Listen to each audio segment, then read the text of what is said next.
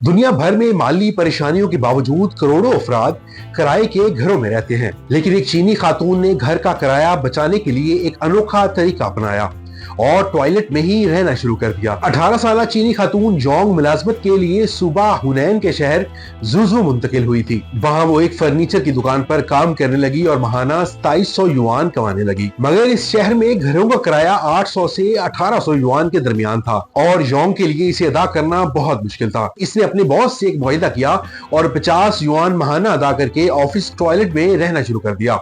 6 square metre पर बने toilet में योंग ने एक फोल्डिंग बेड, एक छोटा सा खाना पकाने का बर्तन, एक पर्दा और कपड़ों का एक रैक रख दिया।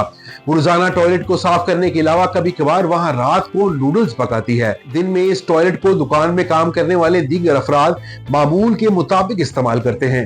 योंग का कहना है कि इसे वहां रहने में कोई मसला नहीं।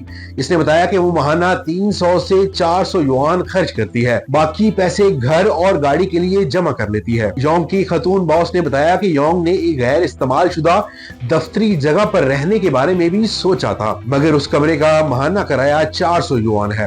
फिर इसने कंपनी के टॉयलेट को मुंतखब किया क्योंकि वो खुद को वहां महफूज तस्वर करती है और जबकि दुकान आने जाने का किराया भी नहीं लगता।